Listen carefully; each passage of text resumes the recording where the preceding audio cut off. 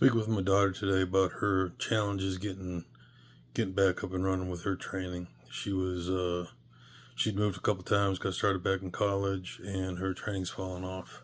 But it reminded me of a conversation I had when I was teaching martial arts.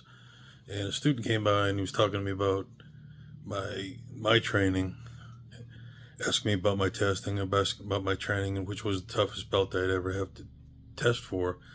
And I told him straight, toughest belt I ever tested for was actually my white belt, because it required the courage to get started, the belief in myself, to make a commitment to improving myself, my mind, my body. And with my daughter, she's kind of getting her white belt again in training and lifting. And I was thinking with a lot of my friends, we're getting older, we're in their 60s now. Some of us have stayed consistent, but some have fallen off. And some of these guys were really, really good athletes, really solid, really dedicated, had a lot of achievement, but life got in the way and boom.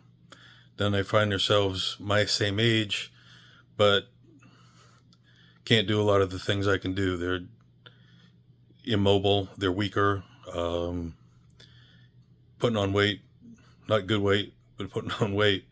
And that same kind of theme of, well, dang, man, I got to get started again. I got to restart. I got to real focus, kind of go back to the beginning. That's going to be tough. I don't really know if I can do it. But you kind of have to. You kind of have that courage. You have to have that thing. You have to fight. You have to rage against that dying of the light, as Dylan Thomas said. It's one of my favorite poems. But it's important not just for you, but it's important for your family. It's important for the people who look up to you. Like with my daughter, with my sons, they can't say, well, I don't have a good excuse to work out because I'm looking at dad. He's working hard, working late, working 6-7 days a week, but he's still getting in there and getting it done in the weight room. So they can't come up to me at 14, at 20, at 21 saying, oh, I don't have the energy, I can't do it.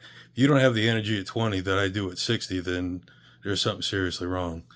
But believe in yourself, re-get your white belt again, sign yourself up, jump back in the weight room, jump back on the running track, do some sit-ups, do some push-ups, do something. Get your blood moving, get your blood pumping, stay alive, and keep fighting that good fight.